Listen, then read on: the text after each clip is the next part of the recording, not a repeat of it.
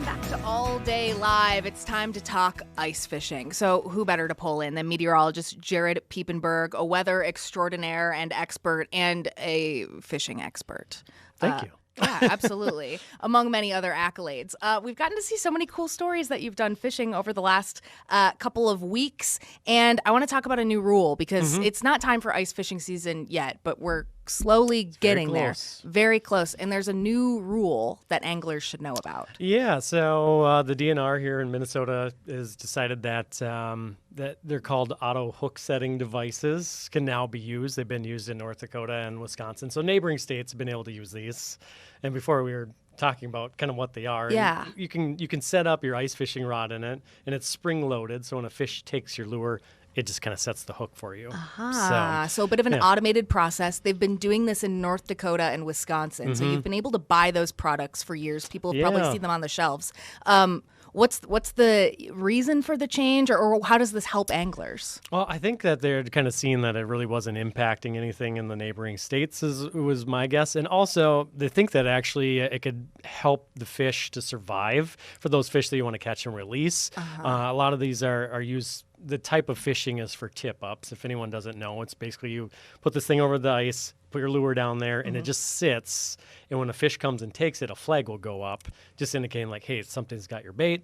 You run over, like usually if you're a group of people, you're like sprinting to see who can get there first. Of course. And you got the slide, you pick up the lure, and then you feel for them, and then you set the hook with your hand. So that gives the fish a lot of time to ingest this and possibly swallow the hook.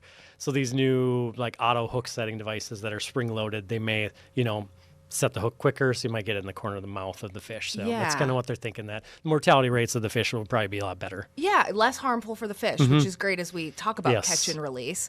It's been so fun to see you go out there and meet all of these fishing experts all over the state. You've been talking to all sorts of experts. It sounded like you had one video that a lot of people really liked. Yeah, I've been covering topics from crappies to walleyes to smallmouth bass and fishing rivers and lakes. There's one, though, that got a lot of clicks on our website on YouTube, and it was kind of trolling for walleyes at night this late into the fall. Can be like really, really good. Cool. Yeah, so that one, I think, I was telling you, had like 33,000 views on YouTube, and we can look at the analytics, and it looks like a lot of people were watching it most of the way through. So there was some really fun. There's some really fun information on there too. So just being a fisherman enthusiast too, like once you find a video like that, you just watch to just like, oh yeah, maybe gain a new skill or something like that. Or I feel like you're always learning and trying to like, well, maybe I should try that out. Or you're looking at the forecast and think, well, maybe this night will work out for me and my buddy to go out and try this out. Had you ever been night fishing before? Usually this is what we do in the spring. My dad and I, for opener, is that we go up shallow, and then I never really thought, like, hey, this might be really good in the fall. And Bill Shimoda, who I talked to, he's a professional wall angler, has been doing it for like 20-some years. Cool. He fishes all over the country, and the fish is like the really big waters, like the Great Lakes.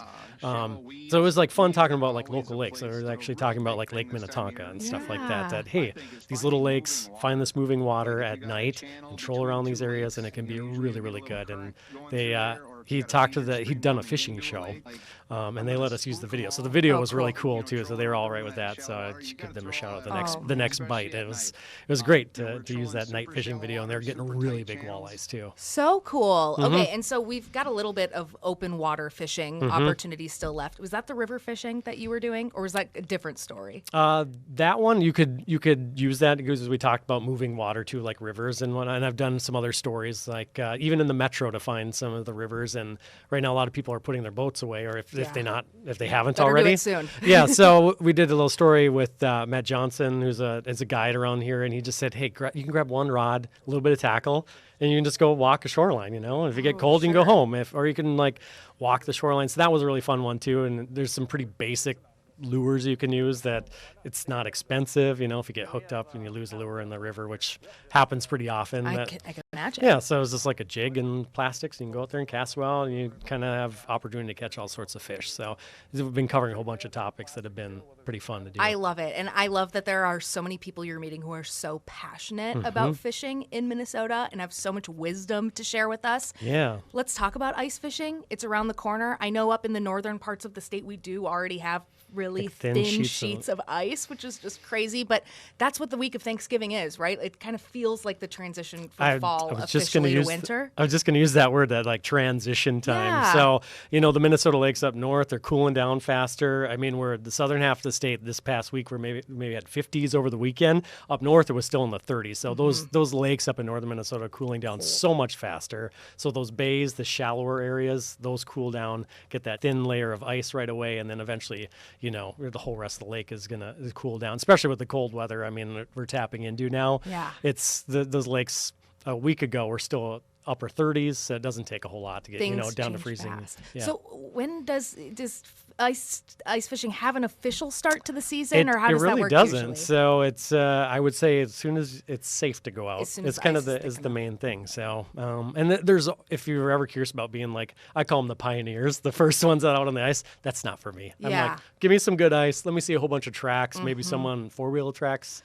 going out. Then I feel a little bit better. But like the early ice people that go out there, I mean, they'll go out there and they do it safe. A lot of them wear like a life jacket, and they have there's the picks you can wear around your neck. So if you go in, you can get a hold of the ice to pull yourself out. And they have videos of doing this too, of showing what you need to do to get out of the ice. So it is like a really tricky time of year though, especially because I know northern Minnesota and southern Minnesota could have completely different conditions. As an early reporter, I felt like every year we were talking about ice rescues and fish houses going in.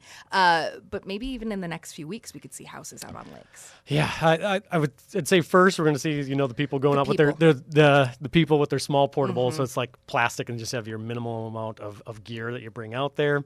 And then you get the people pulling out their day houses. So it's like the flip overs that you can go and fish out of. And then you'll have to see how cold it gets and how quickly we start making ice, because then the weather really plays an impact. Because if you get your ice up and completely froze over, and if you get a bunch of snow on top of that insulates it, and you're not going to make ice as fast. When I worked out in North Dakota, it was very different out there because it's so windy. There's nothing to stop the wind. So it blew a lot. Even with the heavy snow, it would blow the snow off the lake. So it was all the years I worked out in Bismarck, especially from 2010 to 2015, we had big ice. It was so thick that it's there's sometimes it'd be over 30 inches because the snow is just not there. Yeah, so you're just going to get so many cold days. So that'll be that's what a lot of folks that want to bring their trailer out and put it out there for the year, that's what they're going to be watching now. Sure. So and there's so many places to get ice reports, and people like to share that. Some don't. In some of the Facebook groups, they'll be like, go do your own work. Yeah. Well, and some people like to see it for themselves too, because we're talking about a couple of inches makes a big difference. Yeah. I'll tell you what, one of the most amazing Minnesota experiences I ever had was up in Nisswa when they have their ice fishing spectacular. The Brainerd JCs put it on Gull Lake. Holy moly. That lake turns into a city. And they said at some point, because I was like, this ice can't keep up all of these fish. They were pulling food trucks out onto the lake. But once it gets to 24 inches thick, you're pretty safe out there. I have never done it personally, but my family has gone up there for years, and they have their whole little hub that they set up, and they have a name of what they're called, their little area and stuff. And that's an interesting one because it can be so raw out there, and you're just standing out on the ice. It's tough to get away. I also know some people that punched all the holes for that, which is wild to think about how many holes they gotta cut. Sounds intense. That's a day. Laborious. Holy moly. How fast you can go, especially with how much ice can be up there. Seriously. Well, a lot could change between now and January. Yeah, I think they have that. Yeah, it's a fun time though. I think because there's the Minnesotans who do both open water and ice fish, and then there's some that only open water, and then there's some that are itching right now that only ice fish. Yeah. And so they're just itching here to get out. So and early ice can be fantastic. Yes, absolutely. Well, I hope you can take me out and show me in real time here on All Day Live. I don't know how great of ice fisherman I am, but maybe we'll we can find go. out. We can go find something that'll We bite. can have a fish off. We can make a graphic and we'll just count who has the most fish by the end of the day. I do have some gear that could make it fun though, because I have a little underwater camera that you can bring with, so you can at least maybe we'll see some fish that way. That would be fun. We'll see if they cooperate. All right, we got to coordinate that. In the meantime, meteorologist Jared Piepenburg, happy Thanks for having me on. Thanksgiving. Thanks Yeah, so much same for to your you. time. And All Day Live, we'll be right back.